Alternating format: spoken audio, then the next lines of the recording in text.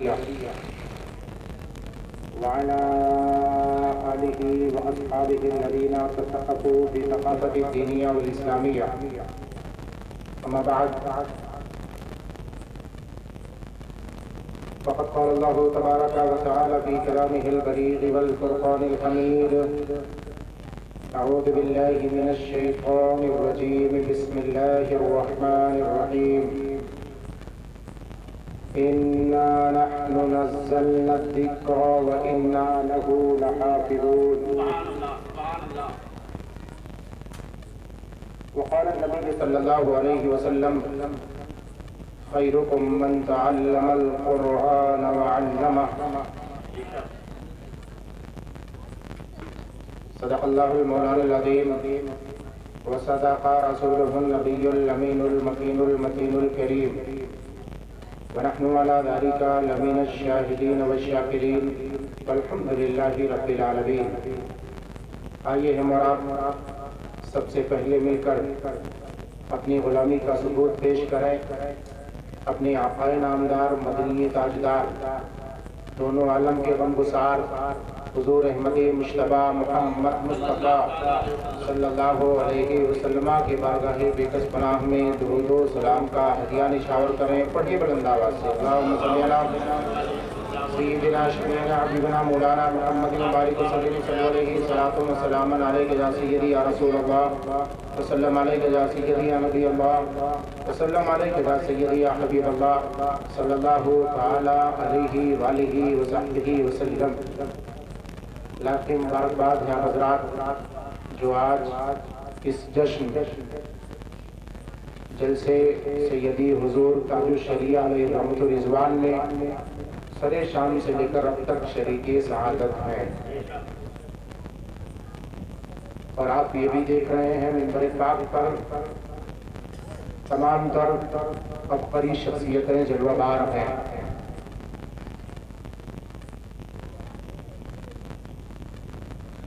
दो तकरीरें आपने मुझसे पहले समाअत कर ली है। मेरी बारी आई है। मैं चाहता हूँ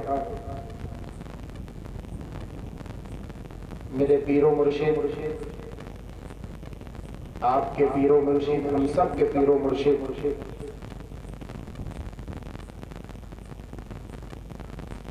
काज़ी उल क़ुज़ात फिल हिंद वारिसे उलूमे आला हज़रत जानशीने हुज़ूर सैयदी मुफ़्ती आज़म आलम फ़ज़ीलतुल अल्लामा हज़रत अल्लामा अश-शाह मुफ्ती मोहम्मद इस्माइल अख्तर रज़ा खान अल-मारूफ बिल अज़हरी वल मुलक़्क़ब बिताज शरिया अलैहि रहमतुर रिज़वान के उर्से पाक में शरीके सआदत है। उर्से पाक की तक़रीब है। ढेर सारे उलमा अहले सुन्नत मिंबर पाक पर जलवाबार हैं। एक तरफ शान आगत के साथ मैदान निज़ामत के शेख सवार हज़रत मौलाना तय्यब साहब क़िबला मुशाहिदी बलरामपुरी, वो भी जलवाबार है। आपका ये शंकरपुर है। बहुत ही अच्छे अंदाज में आप तमामी हज़रात बैठे हुए हैं। मैं चाहता ये हूँ कि अगर आप उसकी तकरीब में शरीके सआदत हैं तो कुछ काम की बातें हो जाए और कुछ ज़रूरत की चीज़ें हम लेकर एक वापस हों। जलसे की सरपरस्ती खतीब अहले सुन्नत फ़ज़ीलतुल अल्लामा वक़ार दरसगाह ज़ीनत दरसगाह हज़रत अल्लामा अब्दुल वहाब साहब क़िबला प्रिंसिपल दारुल उलूम अहले सुन्नत फ़खरुल उलूम बलरामपुर तशरीफ़ फरमा है और सरपरस्ती फरमा रहे हैं। साथ ही साथ हज़रत हाफिज़ व क़ारी अब्दुल्ला जो कि सदारत भी कर रहे हैं और क़यादत भी कर रहे हैं। दोनों उन्हीं के हाथ में है और माशाअल्लाह जितनी मेहनत वो कर रहे हैं, मुझे ऐसा लगता है दो लोगों की मेहनत पे अकेले संभाल रही है। आपने बहुत कुछ समाप्त कर लिया है। शुअरा अहले सुन्नत में मेरे बाद जनाब किस्मत साहब तुलसीपुरी और जनाब अनवर साहब सोनपुरी दोनों साहिबान से इंशाअल्लाह तमामी हजरात समाअत करेंगे। हजरत कारी गुलाम सरवर साहब क़िबला के क़िरत से माशाअल्लाह तमामी हजरात ने अदा की है और दीगर अहबाब अहले सुन्नत से बहुत कुछ आपने समाअत किया है। आए हम तमामी हजरात मिलकर सबसे पहले अपने आका के बारगाहे नाज में हदिया दुरूद सलाम पेश करें, उसके बाद गुफ्तगू आगे बढ़े। आए झूम कर दुरूद पाक पढ़े। अल्लाहुम्मा सल्ली अला सय्यिदना शफीना बिना मौलाना मुहम्मद बारिक वसल्लम सल्लल्लाहु सलातन व सलामन अलैका या सय्यदी या रसूल अल्लाह व सल्लम अलैका या सय्यदी या नबी अल्लाह व सल्लम अलैका या सय्यदी या हबीब अल्लाह सल्लल्लाहु तआला अलैहि व आलिहि व सहबिहि वसल्लम। वैसे तो हम जिस शख्सियत के उर्से पाक में शरीके सआदत है, होना ये चाहिए था कि हजरत के मनहज पर, हजरत के तरीक़त पर, हजरत के रास्ते पर ये प्रोग्राम की सारी सेटिंग हो। लेकिन कुछ चीजें हमारे सामने ऐसी हैं जो हजरत के मंशा के खिलाफ है।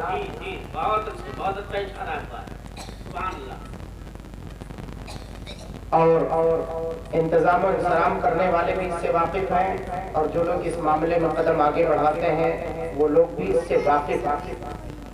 अगर हम आला हजरत सरकार के मसलब के तरवीज़ व इशाअत के खातिर आगे कदम बढ़ा रहे हैं तो हमारे लिए ज़रूरी ये है कि जो मनहज हमारा है उस मनहज के हद मुतय्यन है। और इस्लाम छोटे पैगाम का नाम नहीं, इस्लाम आफाकी पैगाम का है। आकाश social media, print media, electronic media हुजूर सल्लल्लाहु अलैहि वसल्लम के जमाने से, लेकिन नहीं था, ये नई इजादात में से है। उस वक्त से लेकर अब तक आप महसूस करें अल्लाह तबारक व तआला ने इस इस्लाम को कहां से कहां तक पहुंचाया। कुछ चीजों के जाहिरी फायदे हमें नजर आते हैं, लेकिन जरूरी नहीं कि जिस चीज का फायदा हमें नजर आता है वो हमारे लिए फायदेमंद हो। जिम्मेदार उलमा अहले सुन्नत बैठे हो, बड़ी जिम्मेदारी के साथ में गुफ्तगू कर रहे हैं, बहुत अच्छे, क्योंकि इख्तिलाफात फितनों के इस दौर ने वो रुख लिया है, उस मोड़ पर हम पहुंचे हुए हैं। शख्सियतें एक दूसरे से मुलाकात बाद में कर पाती हैं, एक दूसरे की बातें गढ़ करके और बना संवार करके, कट पेस्ट कर करके दूसरों तक पहुंचा करके उनके जोश और जज्बे को हौसला दे करके मद्दे मुकाबिल मैदान में लाकर खड़ी करने वाले अगर कोई शय है तो वो सोशल मीडिया है कि नहीं, इलेक्ट्रॉनिक मीडिया। ये हमें दिखता तो है कि इसमें फायदा है। क्या जरूरत है कि ऐसी शख्सियत जो हिंदुस्तान के सरजमीन से उठी और मिस्र के सरजमीन तक तशरीफ ले गई और उलूम व फनून में महारत हासिल और आफाकी पैगाम लेकर वहां से आए। मुझसे पहले मैं जब जामिअतुल अज़हर मिस्र गया, मुझसे पहले जितने हमारे साथी थे उन लोगों ने खुद बयान किया, हजरत खुद बयान करते कि जब मेरे पीरो मुर्शिद हुजूर सैयदी ताजुल शरिया अलैहि रहमत रिजवान मिस्र के सरजमीन पर तशरीफ ले गए, बड़े बड़े तकादरा सामने थे, बड़े बड़े उलमा सामने थे, बड़े बड़े हाफिज़ा सामने थे, बड़े बड़े मुफक्किर सामने थे। जब हजरत की बारी आती, हजरत जब स्टेज पर आने वाले होते तो सोशल मीडिया वाले अपना रास्ता ले लेते, प्रिंट मीडिया वाले अपना रास्ता ले लेते, ये सारे लोग अपना रास्ता ले लेते। पूछा जाता आखिर हो क्या रहा है? बस हिंदुस्तान से एक शख्सियत आई है जिसे पूरे हिंदुस्तान का सबसे बड़ा मुफ्ती कहा जाता है, वो तशरीफ ला रहे हैं और हजरत से अगर किसी को बहस करना है तो बहस भी करे, अगर किसी को दलील लेना है तो दलील भी ले। वो जिस चीज को साबित करने पर आ जाए वो अकेले होते हैं। अल्लाह तबारक व तआला ने उन्हें इल्म अता फरमाया है, सब कुछ अता फरमाया है, लेकिन जब बोलने पर आ जाते हैं तो एक तरफ आला हजरत सरकार के उलूम की तरक्की नजर आती है, एक तरफ हुजूर सैयदी मुफ्ती आज़म हिंद का फैज़ान नजर आता है और शंकर और पूरी दुनिया के मुसलमान जब मेरे अब्दुल रज़ाक खान के तर्ज़े तकल्लुम को देखता है तो क्या होता है? अरे निगाहे मुफ्ती आज़म की ये है चमक रहा है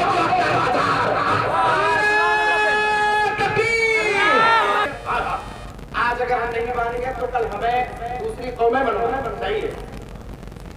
आज हम बेराह नबी के शिकार हुए। शंकरपुर के मुसलमानों, आज जितने लोग बैठे हुए इलाका से यहाँ से बहुत से हजरत ने बताया से लोग चल करके आए हुए हैं। आपका पहले कुछ सालों पहले मनहज था, एक उसूल था, मर्दों का भी, नौजवानों का भी, हमारे औरतों का भी, लेकिन कुछ सालों से हमारी तरकीब बिगड़ी है, हमारे मनहज बदले, हमारे उसूल ज़वाबित बदले हैं। कल नौजवान निकलता तो उसकी निगाहें नीची होती थी, आज उसकी निगाहें ऊंची होती हैं। कल हमारे लोग निकलते थे, जब सुबह उठते तो उठने का वक्त 9 या 10 बजे नहीं होता था, वो उस वक्त उठते जब सूरज की किरणें निकलती नहीं थी, उस वक्त उठ करके फजर की नमाज को अदा करते थे। ये हमारे वक्त के जिम्मेदार वो थे जिनको बाप कहा जाता है, जिनको माँ की मंजिल दी जाती, वो औरतें थी कि घर में जब लोग बच्चे उठते थे तब उनके कानों तक कुरान पाक की तिलावत की आवाज आती, तब वो सुनते थे कि देखो हमारे माँ हैं, हमारे माँ बाप हैं, हमसे पहले उठकर वो अल्लाह तबारक व तआला की इबादत करते हैं।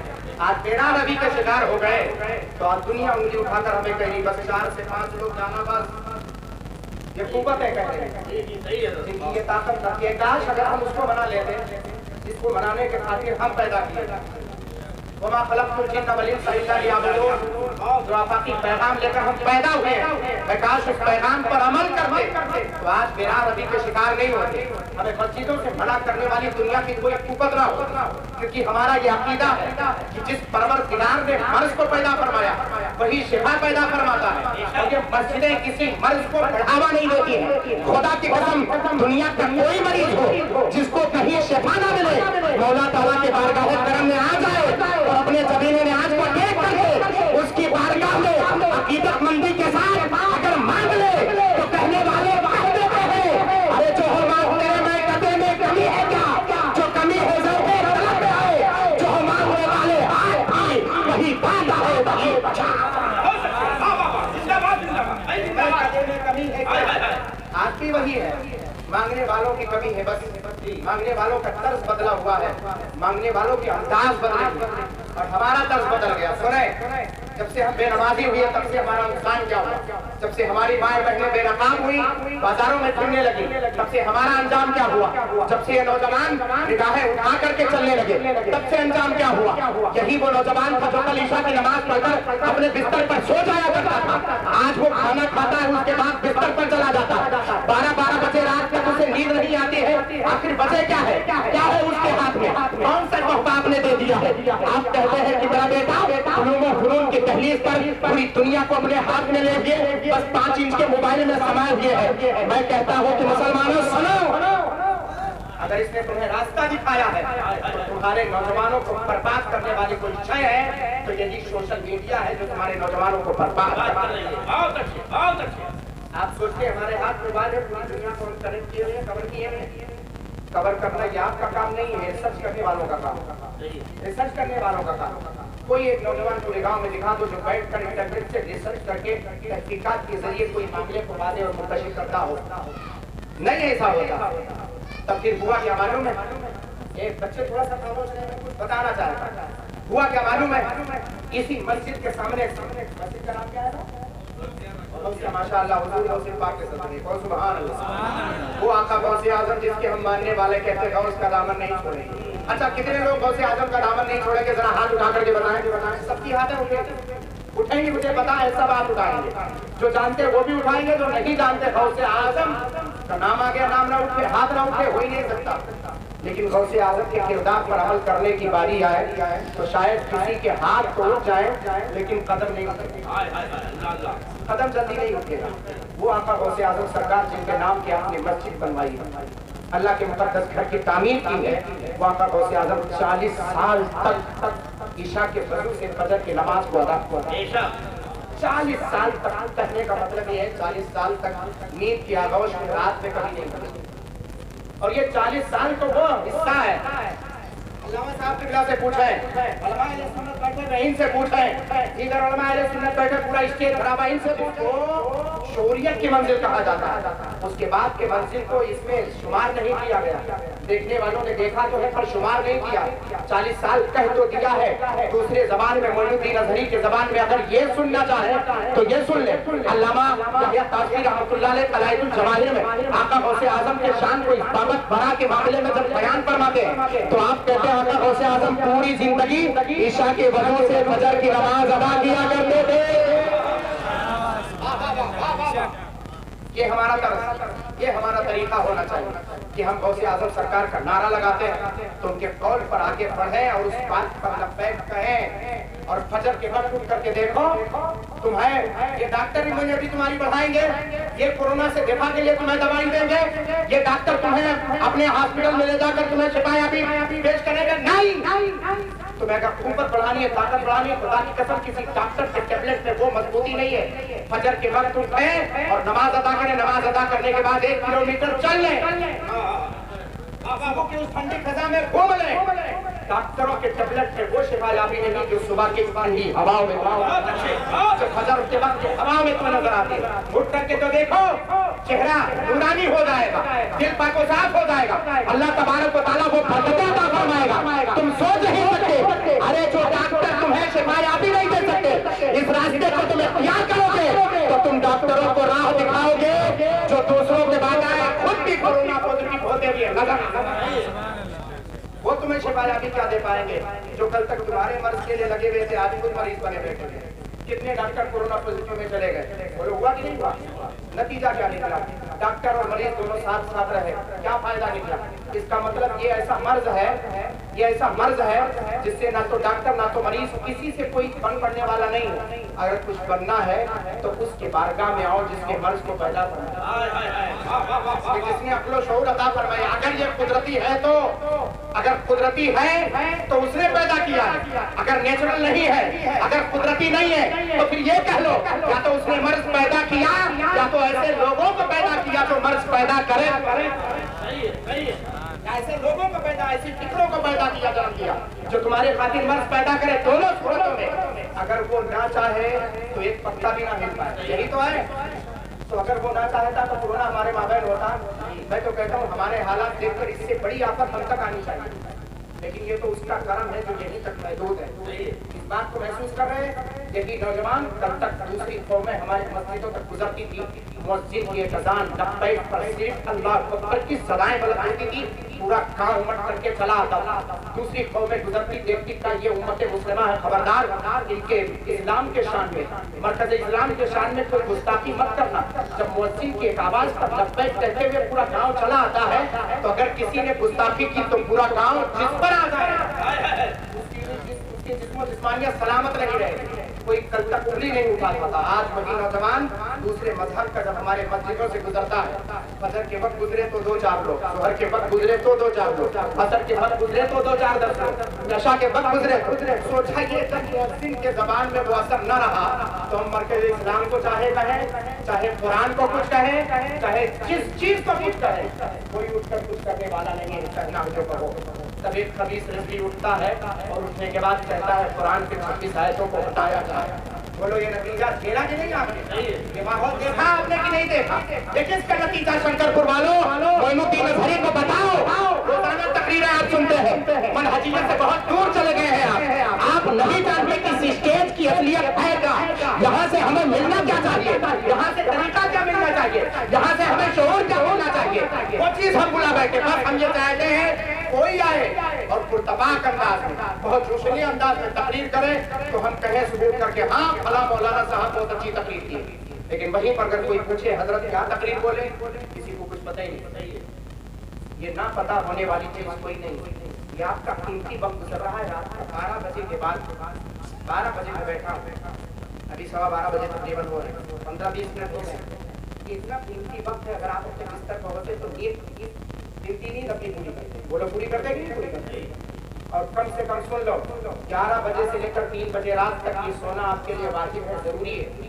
ये रात का वो हिस्सा है जिसमें सोने से आपकी इम्यूनिटी यानी दिफाई पावर जो है इससे बढ़ती है। दिन में आप चाहे 4 घंटा नहीं 5 घंटा सोए, रात भर ना सोए, पूरे दिन आप फ्रेश नहीं हो पाए। और ये बताया किसने, ये सिखाया किसने? ये औलिया किराम हमें बताते हैं। अल्लामा गज़ाली रहमतुल्लाह अलैह खुद बयान फरमाते हैं, हैतुल रहमान उठा करके देखें आप, क्या हैतुल रहमान नहीं अल्लामा कमालुद्दीन ज़ुबैरी का मुर्गा है, पहले अहया उलूमुद्दीन उठा करके देखें इमाम गज़ाली सरकार को किस तरीके से आपके जिंदगी को निचोड़ करके रखा है। मैं आपसे पूछना चाहता हूँ शक्करपुर के मुसलमानों में गुफ्तगू अब शुरू करने जा रहा हूँ, बस सिर्फ मेरे एक सवाल का जवाब दो। हमारी बेरा रवि हम तो यहाँ तक पहुँचाई कि एक नौजवान उठता है, उठने के बाद कहता है ये मुसलमानों की किताबों से 26 आयतों को निकाला गया, ये 26 आयतें जिहाद का पैगाम देती है और हम शंकरपुर में बैठ करके इस बात को सुनते हैं। हमारे जिस्म में खून के कर्रात नहीं बहते, हमारे कान तक छू तक नहीं रेंगते कि हम उठे और उस नौजवान की उंगली को मोड़ दे, उसके जबान को तोड़ दे और उसकी आवाज की मुखालफत करे। कभी हमसे हो पाया है?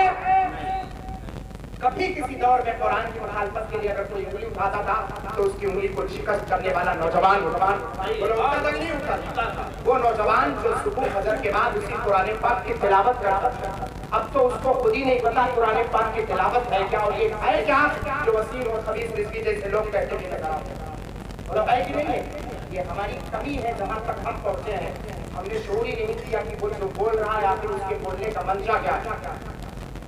कैसे किसी के अंदर इतनी ताकत आ जाए, एक नौजवान अकेला हो जिसको लोग वसीम रिज़वी कहते हो, मेरे नजदीक वो लईम रिज़वी हो, खबीस रिज़वी, मुर्तद हो, वो उठे और कहते कि 26 आयतों को निकाला जाए। सुप्रीम कोर्ट तक दरखास्त पहुंचने के बाद तमाम क्या कहते हैं पूरा अमला मिल करके फैसला सुनाए, 50,000 का तमाचा भी लगाए और साथ ही साथ जदरो छिड़क भी करे। उसके बाद फिर वही नौजवान उठे और उठने के बाद नई चीज नए दौर की बात बता रहा हूँ, आजकल की बात बता रहा हूँ। उठने के बाद कहे कि ठीक है सुप्रीम कोर्ट ने तमाचा लगाया, ठीक है, मेरी बात को तस्लीम नहीं किया, हमने 26 आयतों को निकाल करके सरे बरक को फाटा नजर आ रहा है और कहता कुरान पाक से हमने 26 आयतों को निकाल दिया। अब ये सही कलाम मजीद हमारे सामने, हम हुकूमत को भेज रहे हैं, हम फलां को भेज रहे हैं और भेज करके अपने पीएम और सीएम से कहेंगे कि इसको अपने यहाँ चलाओ, यही असली कुरान है। कहो माअज़ल्लाह, सरकार माअज़ल्लाह। इस दौर में आप जी रहे हैं, आपके कान तक छू तक नहीं लग रहा है और एक नौजवान है जो कुरान पाक से सफात को निकाल करके फाड़ता हुआ नजर आ रहा है और आप बहुत सुकून इत्मीनान के साथ अपने घरों में हैं, कुरान पर हमला हो और आपके जिस्म जान और क्या कहते हैं कान तक छू तक रहेंगे, ये हो कैसे सकता है? आप तौलो अपने आप को कि मुसलमान इस्लाम के तराजू में अपने आप को तौलो, क्या तुम मुसलमान हो? शायर मशरिक ने सबसे पहले क्या कहा था? ये शहादत चाहे उल्फत में कदम रखना है, लोग आसान समझते हैं मुसलमान होना। फिर उसके बाद कहा था वतन की फिक्र करना था, मुसीबत आने वाली है, तेरे बर्बादियों के मशवरे हैं आसमानों में। उसके बाद कहा था उठाते हो जब बेदार होती है जवानों में, नजर आती है उनको अपनी मंजिल आसमानों में, नहीं तेरा नशेमन कजरे सुल्तानी की गुंबद पर, अरे तू शाही है बसेरा कर पहाड़ों की बसेरा कर पहाड़ों की चट्टानों में, महलों में बैठकर ऐशो इशरत की जिंदगी गुजार कर सोचो तुम इस्लाम को फरोग दे पाओगे, ये तुमसे नहीं हो पाएगा। जो अपने बिस्तर से उठ करके फजर की नमाज अदा न कर पाए वो इस्लाम को फरोग नहीं दे पाएंगे। मुसलमानों सुन लो, और बेबाकी के साथ एक मोइनुद्दीन अजहरी एक नौजवान आपके सामने है और वो कहना चाहता है ये कैसी ताकत है। आप जरा सोचें, एक नौजवान उठने के बाद फिर कहे, जाहिर सी बात है उसकी अकेली ताकत तो नहीं हो सकती है क्या? उसकी अकेली ताकत नहीं हो सकती ना, ये उसका अपना पावर नहीं है। कोई नारंगी ताकत तो है जो उसको पीछे से शह देते नजर आ रहे हैं, जिसको हम पहचानने की कोशिश करें। अगर आज इस चीज का एहसास हम नहीं करेंगे कल हमारी नस्लें बर्बाद हो जाएंगी, हमारे दरमियान से इस्लाम का खाका उठ जाएगा, उर्दू का जनाजा निकाल लिया जाएगा, शरीयत का जनाजा निकाला जाएगा, हम देख के रह जाएंगे। आज कुरान पर उंगली उठ रहा है, हम बैठे हुए हैं, कल पूरी शरीयत का सबको उठाओ कर फेंक दिया जाएगा। फिर ना तो आपके बच्चे मुसलमान रह जाएंगे, ना आप इस्लामी तर्ज में रह पाओगे, फिर ये होगा दूसरे नाम के मुसलमान रह जाओगे, इस्लाम तुमसे उठता हुआ नजर आएगा। एक वक्त है, उस चीज का एहसास करें आप। मैं आपको बताता हूँ आपको करना क्या है। कुरान पाक के बारे में तो आप मुतमईन रहे, कुरान पाक को पूरी दुनिया इब्तिदाई इस्लाम से लेकर आज तक जो लोग उंगली उठा करके देखना चाहे कि उंगली उठाएंगे और कुछ करेंगे, खुदा की कसम वो कुछ भी नहीं कर पाएंगे, क्योंकि अल्लाह तबारक व तआला ने फरमाया इन्ना नहनु नज़्ज़लना ज़िक्रा व इन्ना लहु लहाफ़िज़ून, बेशक हमने इस कुरान पाक को नाज़िल फरमाया और इसकी हिफाजत करनी है। परवरदिगार फरमाता मेरे जिम्मे करम पर सोशल मीडिया के जरिए कुरान पाक का नुज़ूल होता तो ये नादान उसको चेंज कर देते, हैक कर देते। प्रिंट मीडिया के जरिए कुरान पाक का अगर नुज़ूल होता तो ये हैक कर सकते थे। प्रिंट मीडिया के जरिए अगर कुरान पाक का नुज़ूल होता तो सिस्टम को बदल सकते थे, लेकिन ये बदल नहीं पाए। ये कोई ओबामा का लैपटॉप नहीं है कि हिंदुस्तान में बैठा हुआ नौजवान वहां से अमेरिका से यहाँ तक बैठे और उसे यहाँ से वहां से नेटवर्किंग के जरिए हैक कर ले, बल्कि ये अल्लाह का कलाम है, इसे नाज़िल करने वाला परवरदिगार है, जिस पर नाज़िल हुआ मेरा रसूल है और जिस पर जरिए लाया गया वो जिब्रील अमीर है। और मिल करके हिंदुस्तान के लोग ये कहते हैं मोहम्मद आले खुदा फरमान बदलना चाहेगा, बदले का जमाना लाख लगा कुरान बदलना चाहेगा। तकबीर नारे रिसालत। आप लोग YouTube channel Shafiqullah social media को सब्सक्राइब कर लें, बेल आइकन को दबा दें, जैसे ही अपलोड होगी उसका नोटिफिकेशन आपको पहुंच जाएगा। तिलावत तो करके देखो कम से कम। आप तो वो है जो कुरान पाक में बाबू क्या कहा गया, बेस बिल्कुल कम कर दो, बेस बिल्कुल कम कर दो, बेस के जरिए आवाज का मसला हो रहा है। मैं इन सब की दुआओं का सहारा लेकर आप तक बात पहुंचाना चाहता हूँ। कुरान पाक नाजिल कैसे हुआ, किस माहौल में नाजिल हुआ, जरा इसको देखें तो हकीकत कुरान आपको समझ में आएगा। ये वो दौर था कुरान पाक के नुज़ूल का कि एक शायर है जिसको नाबगा ज़ुबियानी कहते हैं। अल्लामा अलैहिस्सलाम से पूछे, हजरत अल्लामा अब्दुल वहाब साहब किबला से पूछे, मौलाना तैयब साहब किबला, दीगर उलमा अलैहिस्सलाम से पूछे, ये आपको बताएंगे कुरान पाक के नुज़ूल का वक्त है। नाबगा ज़ुबियानी कुर्सी सदारत पर बैठता है, बड़े बड़े शोरा, बड़े बड़े मुसहाफ, बड़े बड़े बुरका चल करके आते हैं और आने के बाद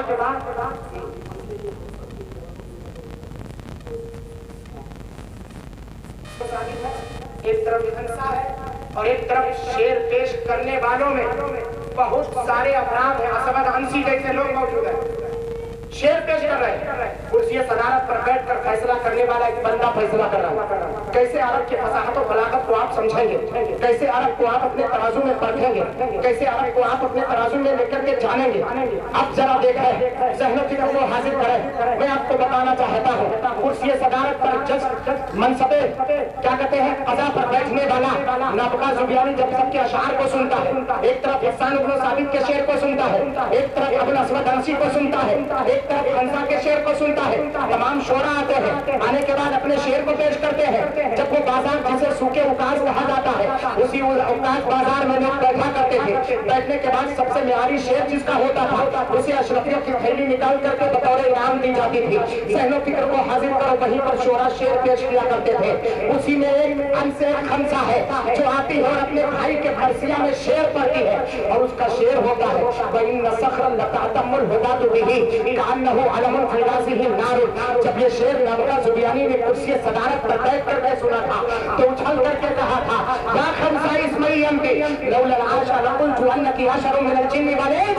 अगर ये आशा नहीं होता तो मैं ये कह देता कि तू इंसानों जिन्नातों में सबसे बड़ी शायरा है।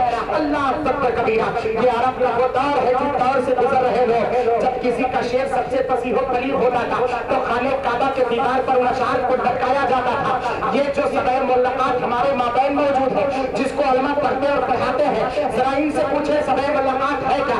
ये 7 कसीदे हैं जो खाने काबा के दीवार पर लटकाए गए थे। तो अरब के बड़े बड़े शोरा ने कहा था, अरब के बड़े बड़े फसाह ने कहा था, अल्लाह के प्यारे हबीब के दीवार पर लटका दिया था और दीवार पर लटकाने के बाद पूरे अरब को मशवरा दिया था और कहा था वइन कुंतुम फी रैबिन मिम्मा नज़्ज़लना अला अब्दिना फातू बिसूरतिन मिन मिथलिही वदू शुहदाकुम इन कुंतुम सादिकीन। आए अरब के लोगों सुनो, अगर तुम्हें अल्लाह का कलाम नहीं लग रहा है, ये किसी इंसान का कलाम लग रहा है, तुम्हें ऐसा महसूस हो रहा है कि अल्लाह का कलाम नहीं है, तो इसके आयत की तरह कोई आयत ले आओ, इसके सूरत की तरह कोई सूरत ले आओ।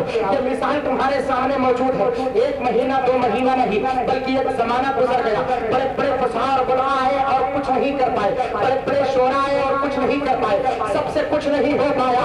अब आखिर में आका करीम सल्लल्लाहु अलैहि वसल्लम ने पूछा, ये बताओ तुम तो कहते थे कि इंसान का कलाम है, तो कहते थे लोगों का कलाम है, ये अल्लाह का कलाम नहीं है, फिर इसकी तरह ला क्यों नहीं पा रहे हो? तो लोगों ने कहा था ये किसी इंसान का कलाम नहीं है, इंसान का कलाम होता तो इसके कलाम की तरह, इसकी तरह, इसके नज़्म की तरह कोई नज़्म हम पेश कर पाते, इसकी तरह कोई चीज पेश कर पाते, लेकिन जब पेश करने पर आते हैं, जब पढ़ना चाहते हैं, लिखना चाहते हैं, तो हमसे हो नहीं पाता है। आखिर हम करें तो क्या करें? तब आका करीम सल्लल्लाहु अलैहि वसल्लम ने फरमाया था कि है अरब के लोगों, ए बड़े दानिशमंदों, ए फुसहार बुलगा सुनो, तमाम कुव्वतें आपस में मिला लो, सबके सब आपस में मिल बैठ करके मुत्तफ़क़ा फैसला कर लो, सब अपने आपस में अपने अफ़कार का तबादले ख्याल कर लो, और तबादले ख्याल करने के बाद सब मिल करके एक सूरत की तरह, कुरान पाक के सूरत की तरह सूरत ले आओ, एक आयत की तरह आयत लेकर के आओ।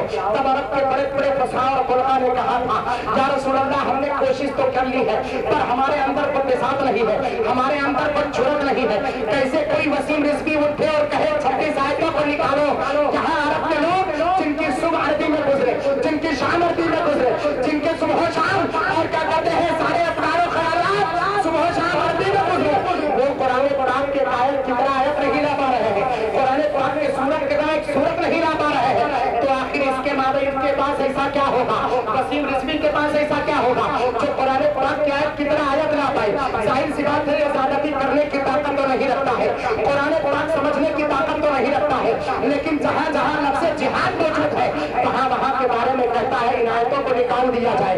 नादान अगर हम जिहाद का माना समझ जाता, नादान अगर जिहाद का असली मफ़हूम समझ जाता, तो तुझे समझ में आता कि आखिर कुरान किस चीज़ का पैगाम दे रहा है। मेरा कुरान किसी और का पैगाम नहीं देता है, क्योंकि अल्लाह तबारक व तआला ने फरमाया कि जिसने किसी एक बंदे को नाहक कत्ल किया, गोया पूरी इंसानियत को कत्ल किया। वाह वाह वाह वाह वाह, बहुत अच्छे। पूरी इंसानियत को कत्ल किया, एक इंसान को कत्ल किया जिसने नाहक, पूरी इंसानियत को कत्ल किया। जो कुरान ये पैगाम दे, बताओ किसी को मारने का हुक्म दे सकता है? नहीं।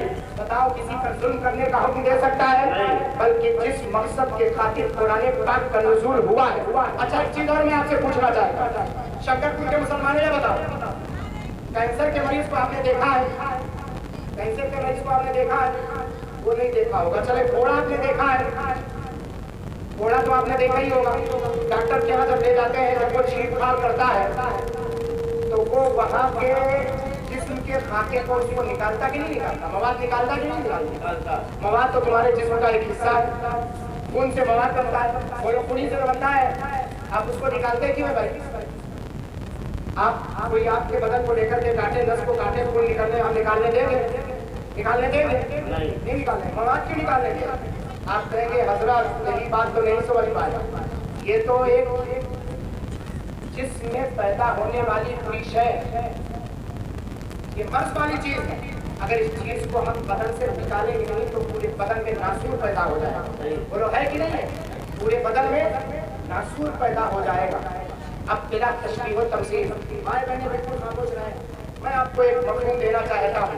एक वक्त था हिटलर का, सुना होगा नाम आपने। ये तारीख में इस नाम का कोई बंदा था जिसने यहूदियों को मारा था खत्म करने के लिए, यहूदियों को खत्म करने की शादी पर कगार पर था, लेकिन पूरी दुनिया ने उसकी मुखालफत की थी। तब उसने क्या कहा था, कुछ यहूदियों को मैं मिसाल के लिए, एग्जाम्पल के लिए छोड़ रहा हूँ, और एक दौर ऐसा आएगा देखना, यही यहूदियत पूरे इंसानियत पर बदनुमा दाग की तरह कोई होगी तो कोई और नहीं, वो यहूदियत। जिस फलस्तीनी भाइयों ने उन्हें खाना दिया, पूरी दुनिया में जिन्हें जगह नहीं मिल रही, जिन्हें कहीं रहने का ठिकाना नहीं मिल रहा था, जिन्हें कहीं कोई सकन नहीं दे रहा था, पहनने के लिए मकान नहीं दे रहा था, रहने के लिए जगह नहीं दे रहा था, खाने के लिए खाना नहीं दे रहा था, पहनने के लिए कपड़ा नहीं दे रहा था, उस वक्त फलस्तीन ने उनकी मदद की थी।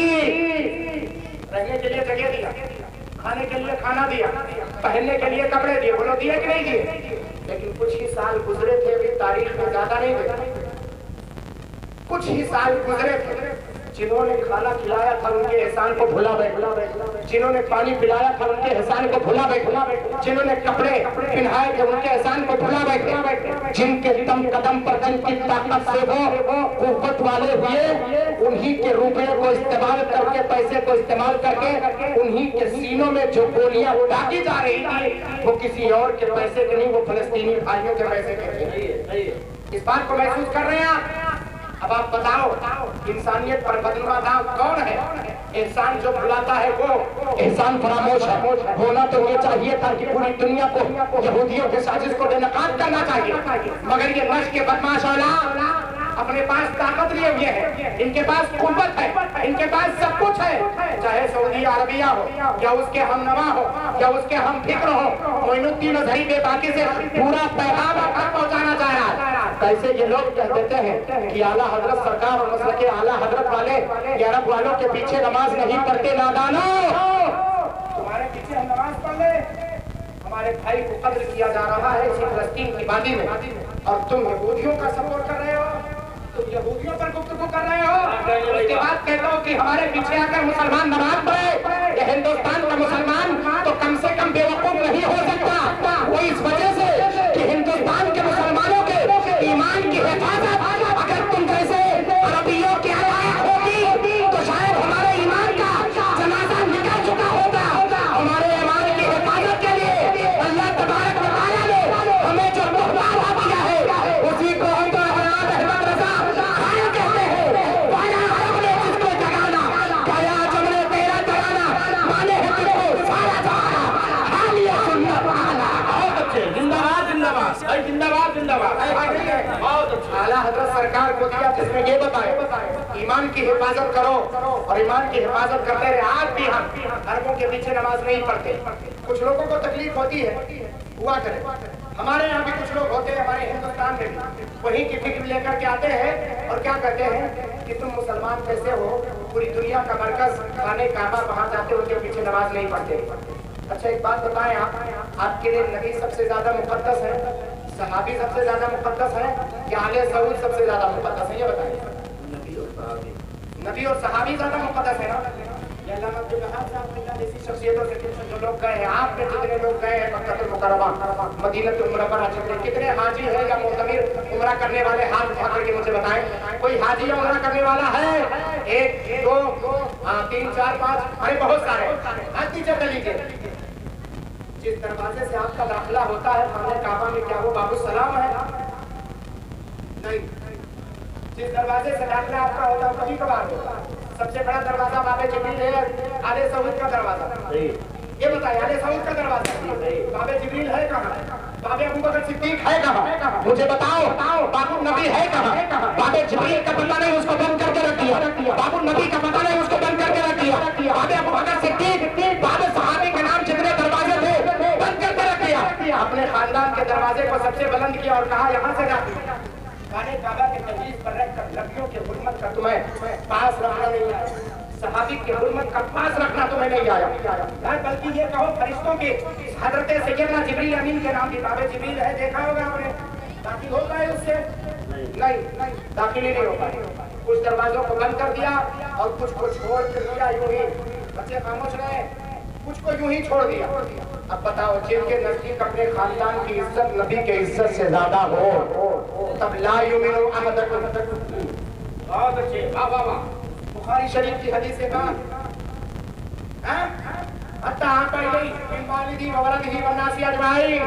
आखिर ये है क्या बुखारी शरीफ की हदीस के बाद कि उस वक्त तक कोई मोमिन नहीं हो सकता जब तक नबी की मोहब्बत उसके दिल में, उसके बाप, उसके खानदान, उसके औलाद सबसे ज्यादा जब दिल में मोहब्बत नबी की ना हो तो वो मोमिन नहीं हो सकता।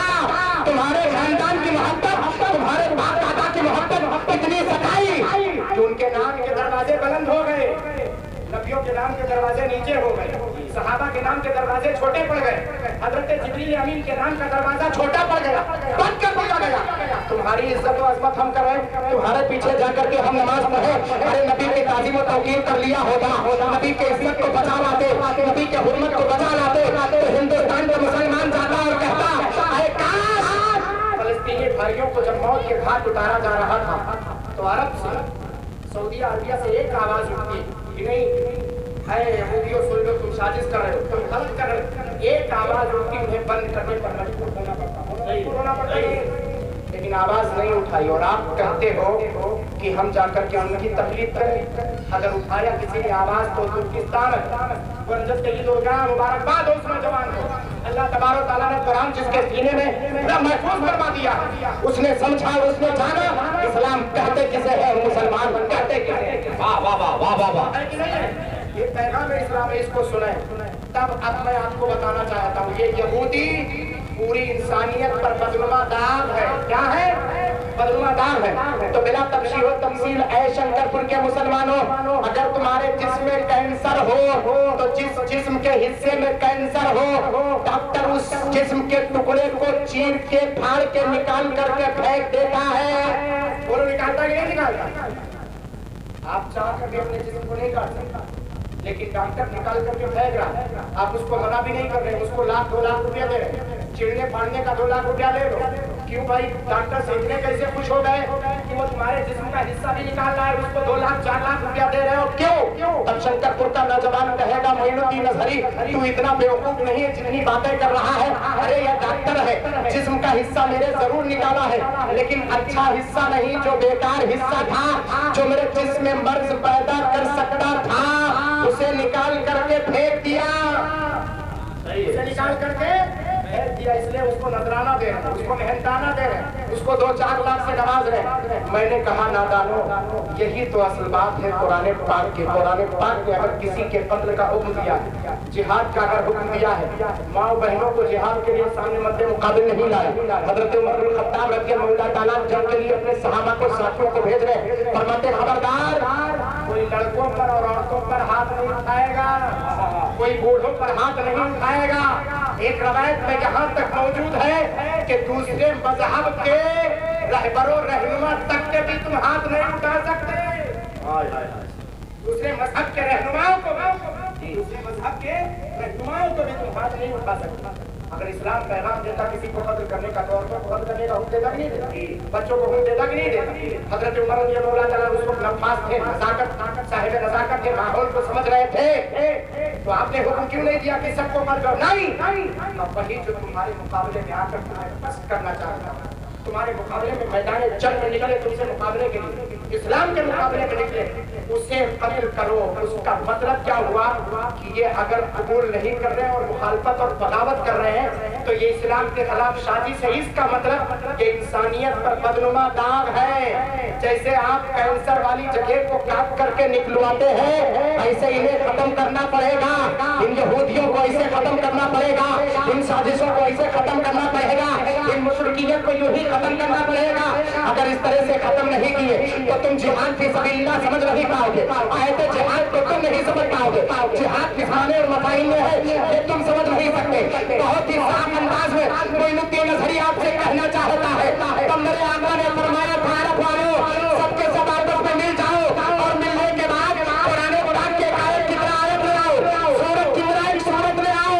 जब सबकी निगाहें झुक गई थी, एक बहुत बड़ा फसीह बली आगे बढ़ा था। आगे बढ़ने के बाद कहा था, या रसूल अल्लाह अगर इजाजत हो, अगर आपके ज़माने फैज़ अक़दस से अगर ये हुक्मनामा निकले तो मैं एक जुमले की ज़्यादती कर देता हूँ, मिसले आयत की ज़्यादती कर देता हूँ, थोड़ा सा मैं बढ़ावा दे देता हूँ। तब आका ने फरमाया था ठीक है जा, आखिर उस तख्ती पर लिख तो लिखना क्या चाहता है? कहा मैं जो लिखना चाहता हूँ अगर इजाजत दे तो लिखूं। मेरे आका ने फरमाया जा खाने काबा के दीवार पर लिख। तब उसने लिखा था आयते करीमा के सामने, आयते करीमा लिखी हुई थी, इन्ना अतैनाकल कौसर फसल्ली लिरब्बिका वनहर इन्ना शानियका हुवल अबतर। उसके बाद उसने जो ज़्यादती की थी उसमें इतना लिखा हुआ था, वलैसा हादा मिन कलामिल बशर, जिसका सीधा साधा मफ़हूम ये होता है ये तो किसी इंसान का कलाम नहीं है, ये तो मौला तबारक व तआला का कलाम है, ये तो परवरदिगार का कलाम है, जो मिटाने से कभी मिट नहीं सकता, जो कभी हो ज़्यादती करने से हो नहीं सकता। तबाकाए फरमा था कहो कहना क्या चाहते हो? सबकी ज़बानें खामोश हो गई थी। यही रवायत बरेली तक पहुंचे तो मुजद्दिद आला हज़रत सरकार कहते हैं शायद कराते हैं, या रसूल अल्लाह तेरे सामने है दबे लचे के पहले कोई जाने मुझे ज़बान नहीं बल्कि जिसमें जान है। नारे तकबीर। इसको ताकत कैसे मिली, इसको पावर कैसे मिला? एक बंदा उठे और कहते कि कुरान पाक तो वैसे ही था जैसे आकाए करीम सल्लल्लाहु अलैहि वसल्लम पर नाजिल हुआ, लेकिन अबू बकर, उमर, उस्मान रिज़वानुल्लाहि अलैहि अजमाइन ने 3 शख्सियतों ने मिलकर के कुरान पाक में कमी ज़्यादती कर दी। माअल्लाह कहे सरकार माअल्लाह, आप कहे माअल्लाह। बात तो समझ रहे हैं? अच्छा मेरी बात समझ में आ रही है? जितने लोगों को समझ में आ रही है हाथ उठा करके बताएं। माशाअल्लाह सब समझ रहे हैं। चले हाथ नीचे कर। बात को समझिए, मैं बहुत लतीफ बात आपके सामने कर रहा हूँ और इस नजाकत को समझे, इस माहौल को समझे। खुदा की कसम अगर आज नहीं समझे तो आपके बच्चे कल यतीम हो जाएंगे इस्लाम से, और इस्लाम के मार्फत से यतीम हो जाएंगे, इस्लाम की हक़ानियत से यतीम हो जाएंगे।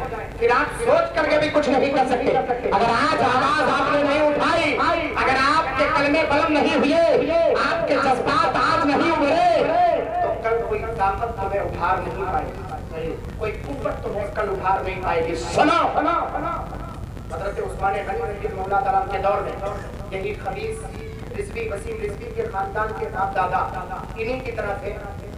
वो शहर का किया है कुरान पाक में जिसको बयान किया गया सूरह कहफ में। हज़रत मूसा और खिज़र अलैहिस्सलाम जिस शहर में आए थे, खाना मांगा था। अब आयत आपको पता, आप जानते होंगे, उलमा अहले सुन्नत के बयानात आपने सुने होंगे। सूरह कहफ की आयत करीमा है, तुम्मन तलक़ा हत्ता इज़ा अतया अहल क़रयतिन इस्ततमा अहलहा फ़अबौ अन युग़य्यिबूहुमा फ़वजदा फ़ीहा जिदारन। वो पूरी आयत करीमा आगे बढ़ के यहीं तक मेरा मफ़हूम है। फ़वजदा के बाद क्या है, मफ़हूम बदल गया। दूसरा मफ़हूम ये है कि हज़रत मूसा और खिज़र अलैहिस्सलाम दोनों उस गांव में शहर में पहुंचे। शाम का वक्त था, दिन के थके हारे थे, खाना मांगा। कौन थे ये दोनों? वली थे या नबी थे? दोनों नबी। दोनों कौन थे? नबी। हम वलियों का इतना एहतराम करते हैं कि उनके मसाले पाक पर चादरें चढ़ाते हैं, उनके आप फातिहा पढ़ते हैं, उनके आप हाजिरी देने जाते हैं। बोलो जाते कि नहीं जाते? कभी मज़ारत वाले हैं कि नहीं है? मानते कि नहीं मानते? हाजिर पाक को जानते कि नहीं जानते? गाजी सरकार सबसे करीब है, सबसे पहली शख्सियत हिंदुस्तान में आने वाली गाजी सरकार की है। गाजी सरकार से भी पहले जो शख्सियत हमारे मामले आई वो गाजी सरकार की। कभी वक्त मिलेगा तो गाजी सरकार पर गुफ्तगू करेंगे, आज मौका मिल नहीं है। ये शख्सियत का एहसान है हमारे ईमान पर, इस पूरे खित्ते पर, जिस खित्ते में आकर के सैयदना मसूदुद्दीन सालार मसूद गाजी रहमतुल्लाह ने इस्लाम के अलम को पलट एहसान है उनका, हम चाह कर भी भुला नहीं सकते। ये अपना हिंदुस्तान है। इसी हिंदुस्तान के दहलीज पर अल्लाह का वली आए तो इतना अदब करें कि उनके मज़ारात पर जाए, हाजिरी दें। मगर ऐ शहरे ताकिया वालों, तुम्हारी मत मारी गई थी या तुम्हारे क्या कहते हैं जोशो जज्बे में कितनी कमी हो गई थी। तुम्हारे पास तो 2 नबी चल करके आए, उन्होंने ये नहीं कहा था रहने के लिए जगह दे दो, हमें कमरा दे दो, हमें खाने के लिए सामान दे दो, कुछ सिर्फ इतना कहा था शाम का खाना खिला दो, सुबह हम चले जाएंगे। फ़अबौ अन युग़य्यिबूहुमा, उन दोनों को खाना देने से इनकार कर दिया। क्या कर दिया? इनकार कर दिया। ये कौन है? शहर ताकिया वाले, जिसको अल्लामा महमूद उमर नस्वी रहमतुल्लाह ताला अलैह शहर ईला के नाम से भी याद करते हैं। कहते हैं वो शहर ईला, मुसलमान ने शहर ईला नाम लिया, बल्कि उसका नाम मशहूर इंताकिया। वो इंताकिया वाले थे। एक दौर ऐसा आया हज़रत सैयदना उस्मान गनी का। किसका दौर आया? उस्मान गनी। बच्चों को खामोश करो भाई, बीच में डिस्टर्ब नहीं चाहता, बच्चे बिल्कुल खामोश हैं। क्या बात समझ में आ रही है ना? हज़रत उस्मान गनी का दौर आया, शहर इंताकिया के लोग पहुंचे। कितने दिनों के बाद? कई सालों के बाद पहुंचे। कुरान पाक का नुज़ूल आका के दौर में हुआ। हज़रत अबू बकर सिद्दीक़ का ज़माना गुजरा, हज़रत उमर फारूक आज़म का ज़माना गुजरा, हज़रत मौला उस्मान गनी का दौर आया। आने के बाद शहर इंताकिया वाले पहुंचे और ये नादान बदकिस्मत खबीस रिज़वी लईम रिज़वी कह रहा है कि हज़रत अबू बकर, उमर और उस्मान रिज़वानुल्लाहि अलैहिम ने तीनों ने मिलकर के कुरान पाक में कभी ज़्यादती कर दी। बोलो कहा कि नहीं कहा?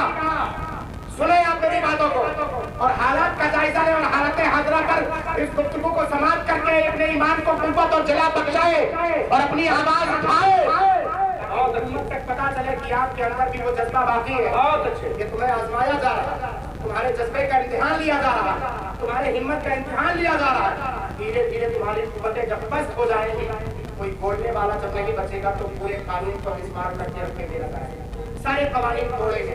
आज नहीं बोल पाओगे तो कभी नहीं बोल पाओगे। सुनाओ।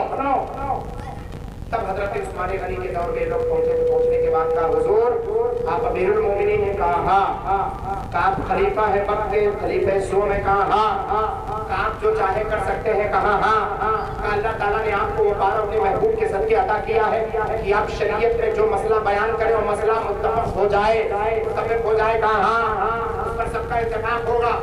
का हुजूर बस एक काम करेगा। कौन सा काम? का आयत करीमा अल्लाह ताला ने नाज़िल फरमाई आका करीम सल्लल्लाहु अलैहि वसल्लम पर। लौहे महफूज पर लिखने का जमाना तो मुतय्यन नहीं कि किस दौर में लिखा गया लौहे महफूज पर कुरान पाक। बस इतना जानते हैं कि नाजिल होने से पहले अल्लाह तबारक व तआला ने लौहे महफूज पर कलाम मजीद को लिखवाया। फरिश्तों के लिए बोलो है कि नहीं? नून वल कलम व मा यस्तरून है कि पूरी आयत करीमा पढ़े और कुरान पाक के हक़ाइक़ को जाने। कब से लिखा हुआ किसी को बताएं? नाज़िल किया गया तब पता है कि आका करीम सल्लल्लाहु अलैहि वसल्लम पर 23 बरस में धीरे धीरे करके कुरान पाक का नुज़ूल हुआ कि नहीं हुआ? सहाबी रसूल हज़रत सैयदना अबू बकर सिद्दीक़ का ज़माना आया, 2 साल हुकूमत किया। उसके बाद हज़रत उमर रज़ियल्लाहु अन्हु का एक लंबा ज़माना गुजरा, हज़रत उस्मान गनी का एक लंबा ज़माना गुजरा। ये सब गुजरने के बाद शहर इस्लामिया के लोग पहुंचने के बाद कहा हुजूर इतने सालों से हमारी बेइज्जती हो रही है, वो भी कुरान पाक के आयत के ताल्लुक से। का वो कैसी बेइज्जती? का हमारे बहुत परदादा लकड़दादा में से किसी ने हज़रत मूसा और खिज़र अलैहिस्सलाम को खाना नहीं दिया था। आज तक पूरी दुनिया के लोग यही पढ़ रहे हैं कि शहर ताजिया वालों ने खाना नहीं दिया। ऐसी बात तो पढ़ाई जाएगा। कुरान पाक में अल्लाह ताला ने हिदायती तौर पे बयान कर दिया, सुम्मन तलक़ा हत्ता इज़ा अताया अहल क़रयतिन इस्ततना अबौ अन युज़य्यिफुहुमा। उन दोनों का कोई इनकार कर दिया खाना देने से। ये पूरी दुनिया पढ़ती रहेगी, हमेशा पढ़ती रहेगी। तब इन्होंने कहा कि है सैयदना उस्मान गनी, अल्लाह ताला ने आपको पावर दी, आपको ताकत दी, आपको कुव्वत अता की है, बस इतना करें। कितना? सिर्फ नीचे से एक लफ्ज़ अबौ अन युज़य्यिफुहुमा, अभी वाले इनकार करना होता, अतायाती माने लाना होता, पेश करना होता। ये उलमा बैठे अब्दुल वहाब साहब बैठे, दीगर उलमा ने सुन्नत से पूछे क्या आपको बताएंगे? नीचे से एक नुक्ता उठा दीजिए, ऊपर रख दीजिए, एक नुक्ते की ज़्यादती कर दीजिए, बस ये हो जाएगा। फ़अतौ अन युज़य्यिफुहुमा, सिर्फ क्या था? नुक्ते की ज़्यादती कर दीजिए। जी अतौ अन युज़य्यिफुहुमा। और अतौ का माना जानते हैं क्या है? अतौ का माना ये होगा कि जब दोनों नबियों ने उनसे खाना मांगा तो पूरी कौम ने उन्हें खाना पेश किया। हकीकत क्या थी कि उन्होंने खाना पेश नहीं किया था, लेकिन उनकी बेइज्जती हो रही थी। कहा मेरे शहर की बेइज्जती हो रही है कि नबी को खाना नहीं दिए, पूरे लोग पूरी दुनिया में क़यामत तक हम लोग की बेइज्जती होती रहेगी। हजरत नीचे से एक नुक्ता उठा करके ऊपर करते, कुछ करना नहीं है, न किसी लफ्ज़ को बदलना है, न किसी हर्फ को बदलना है, कुछ नहीं करना है। सिर्फ नीचे से नुक्ता उठाना है और ऊपर रख देना है।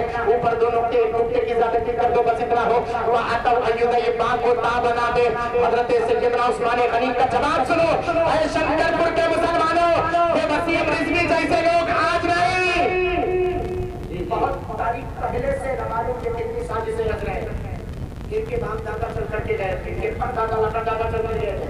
हजरत उस्मान गनी के घर में एक नुक्ते की ज़्यादती और कमी कर दीजिए, बस।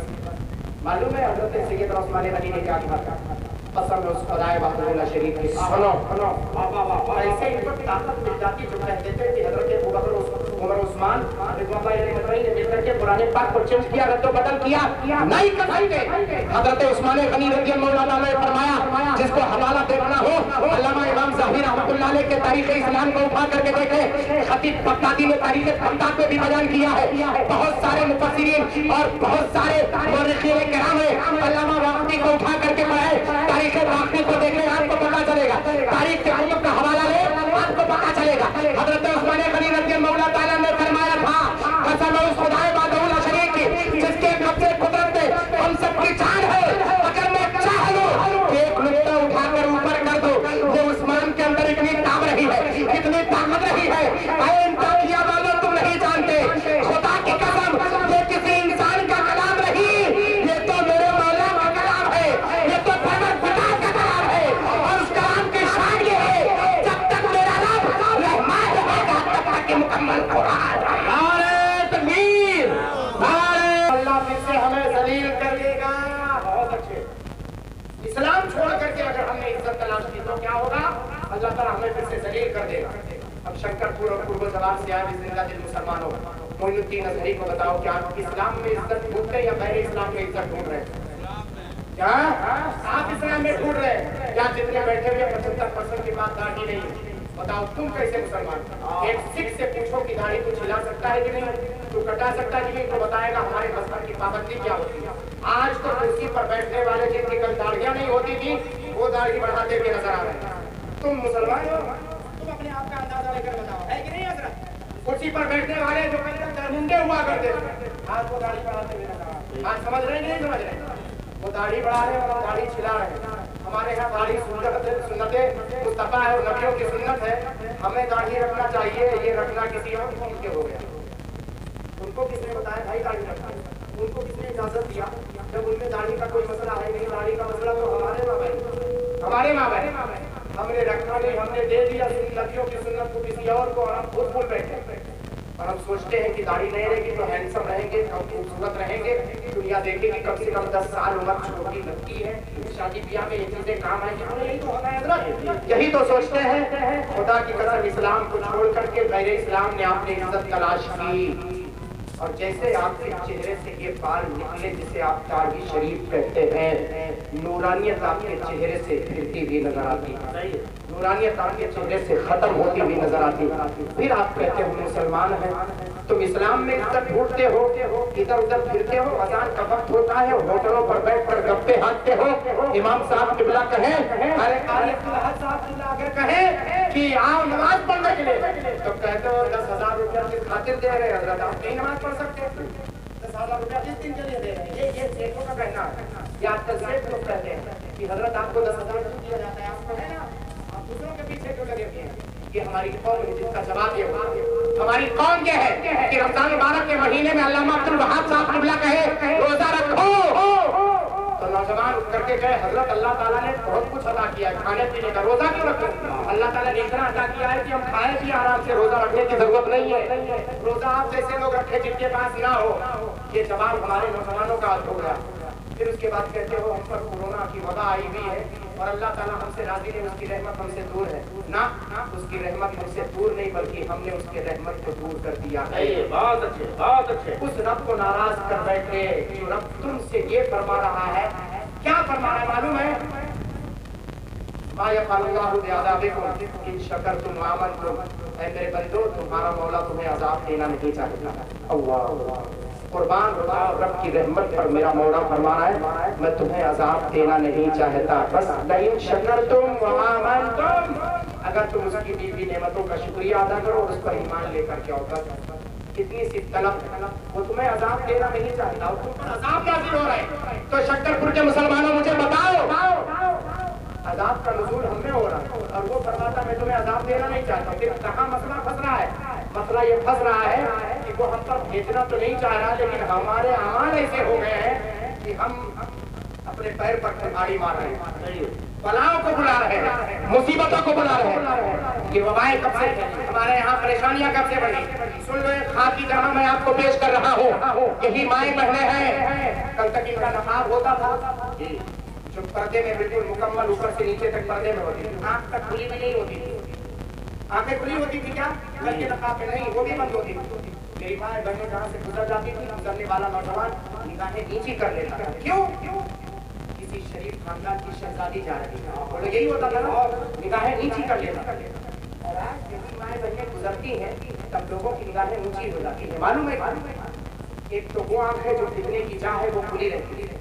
कल तक हमारी माँ बहनें बंद किए रहती थी, तब भी एक्सीडेंट नहीं होता था, वो रास्ता भी नहीं भूलती थी, अपने घर आसानी से पहुंच जाती, कोई परेशानी नहीं होती। घर से बारीक पर्दा होता था लेकिन आंखों पर पर्दे होते थे। तुम्हारे छुपाने के लिए सब कुछ है, वो आंखें खुला रहना नहीं चाहिए, आंखें नहीं खुली रहनी चाहिए।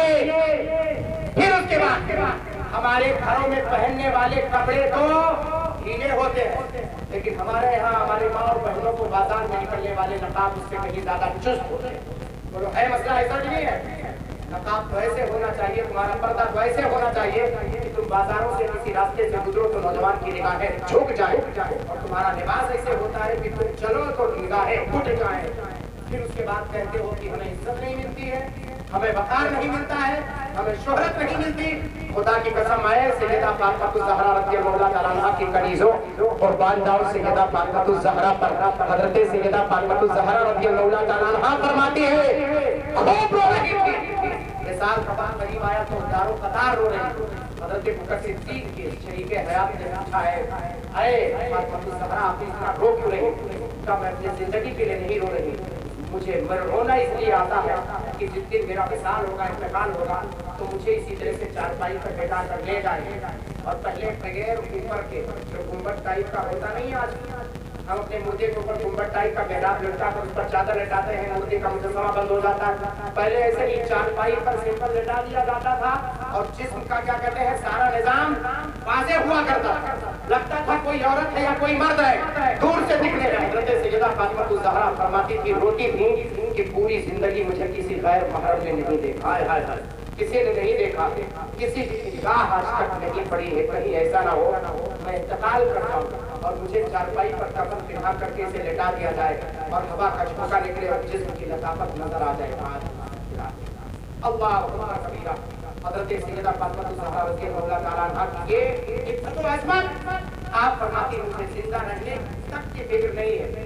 तब हज़रत सैयदना अबू बकर सिद्दीक़ रज़ियल्लाहु ताला अन्हु के जरिए आपकी खातून ने ऐलान करवाया था कि आज के बाद जितनी औरतों का जनाजा ले जाया जाएगा उसके ऊपर से पिंडाल लगाया जाए, उसके ऊपर से गुंबद नुमा बनाया जाए, उस पर चादर बढ़ाया जाए ताकि औरतों का मुजस्समा नजर ना आए। ये किसी की देन है अगर तो किसी और की नहीं, प्यारे मुस्तफा की चहेती सैयदा फातिमा ज़हरा रज़ियल्लाहु ताला अन्हा की देन है।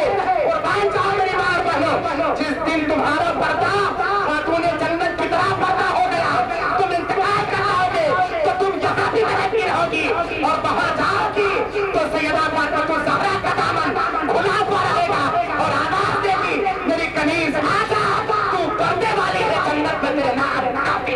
वाह वाह वाह, माशाअल्लाह माशाअल्लाह माशाअल्लाह, जिंदाबाद जिंदाबाद।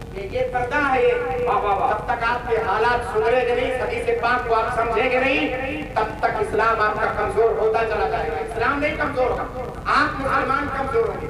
इस्लाम अगर जिंदा है तो अपनी हक़ानियत के बिना पर जिंदा है। कुन्ना क़द अज़ल्ला कौम, हम ज़लील कौम थे, क़द अज़ल्लाहु तबारक व तआला इस्लाम के जरिए अल्लाह ताला ने इज्जत अता फरमाई। लौ इब्तग़ैनल इज्जत बिग़ैरिल इस्लाम लअज़ल्लाहु तबारक व तआला, अगर इस्लाम के अलावा किसी और चीज में इज्जत तलाश किए तो जलील हो जाएंगे और हम तलाश कर रहे हैं भाई। मेरे गुफ्तगू का टाइम खत्म हो गया, वैसे भी मैं बस 2 मिनट आपका लेना चाहता हूँ। 2 मिनट इजाजत है? इजाजत है बस।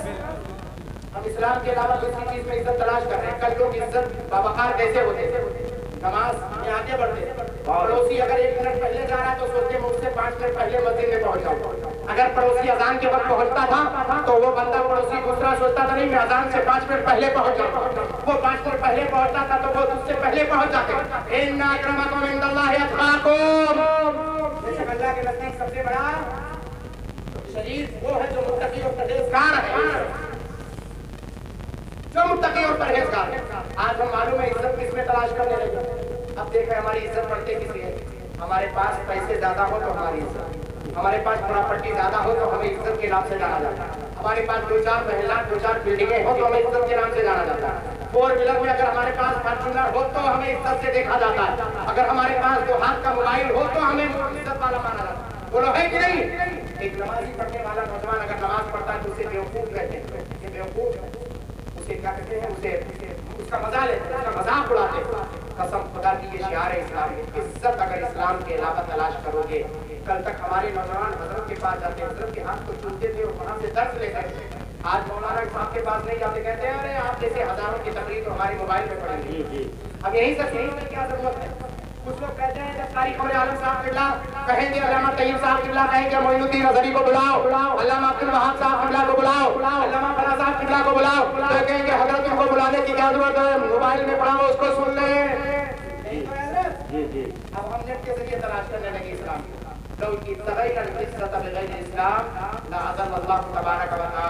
अगर हम इज्जत इस्लाम के अलावा किसी दूसरी चीज में ढूंढेंगे तो हम जलील हो जाएंगे। और जलील हुए कब? जब हमने इज्जत बंगले को समझ लिया, जब हमने इज्जत गाड़ी को समझ लिया, जब हमने इज्जत मोबाइलों को समझ लिया, इज्जत हमने अच्छे कपड़ों को पहनना समझ लिया। नहीं, इज्जत अच्छे कपड़ों में नहीं है, इज्जत महलों को बनाने में नहीं है, इज्जत तुम्हारे बड़े मोबाइल रखने में नहीं है, इज्जत तुम्हारी बड़ी गाड़ी रखने में नहीं है, बल्कि इन्ना अक्रमकुम इंदल्लाहि अत्क़ाकुम, अल्लाह के नजदीक सबसे मुकर्रम वो है तुम में जो सबसे ज्यादा मुत्तकी और परहेजगार। सबसे ज्यादा ये उसूल अपनाओगे तो इंशाअल्लाह तबारक व तआला तुम्हें कभी नुकसान नहीं होगा और अल्लाह ताला तुम्हें इज्जत अता फरमाएगा। वो तो खुद फरमाता है, नादान तेरा चेहरा सबसे अफजल है। अफजल तो दिल है ना, चेहरा मुशर्रफ है सबसे। उस चेहरे को लाता है मेरी बारगाह में, जमीन पर रख देता है, तो सबसे अशरफ चीज मेरे बारगाह में रख देता है और मैं कैसा जो तुझे अता न करूं। वाह वाह वाह वाह वाह, मैं क्यों कर तुझे अता न करूं? जो सबसे ऊंचाई पर रहने वाली चीज है, आदमी जब दूर से देखता है तो सबसे पहले माथा नजर आता है, चेहरा नजर आता है। वही माथा मौला की बारगाह में जबीन नियाज को टेक देता है। मौला देख, जो सबसे शराफत वाली चीज थी, सबसे करामत वाली चीज थी, सबसे इज्जत वाली चीज थी, तेरे बारगाह में झुका दिया हूँ मौला, अब तू अता कर। तब वो फरमाता है तू मेरे बारगाह में अपने सर को जितना नीचा करता जाएगा, तेरी इज्जत को दुनिया और आखिरत में मैं उतने ऊंचा करता। बहुत अच्छे, बहुत अच्छे, बहुत अच्छे। तब वो इज्जत देता है। वाह वाह वाह। जबीन नियाज उसके बारगाह में झुकते हैं तब वो इज्जत देता। बहुत अच्छे। तो गाड़ी और बंगले में इज्जत तलाश करो, मिल नहीं पाएगा। इज्जत अगर तलाश करनी है तो जब सजदों को, अपने जबीन नियाज को सजदों में झुकाओ तब तुम्हें इज्जत मिलेगी। मौला ताला की बारगाह है करम में दुआ है कि परवरदिगार बोलने में जो कमी कभी हुई मौला उसे माफ फरमाए। और जो पैगाम मैंने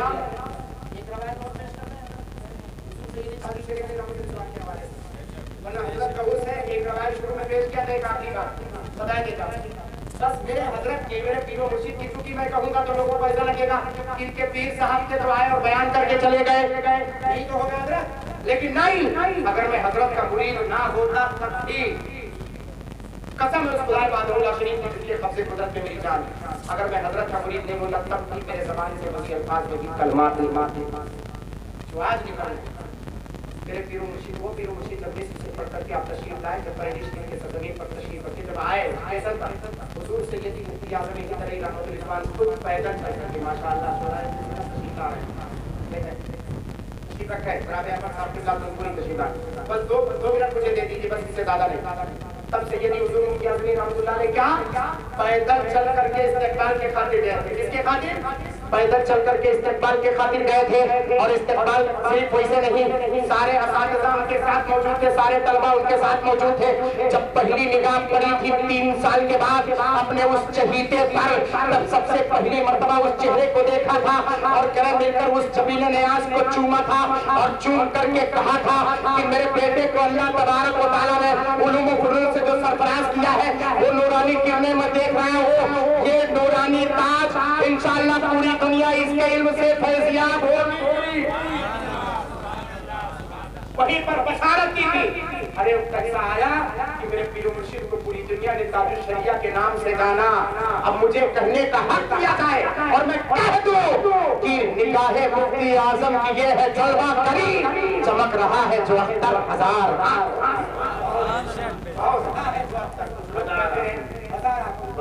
दो चार लाख लोग थे, 2-4 लाख लोग थे आपके जनाजे में।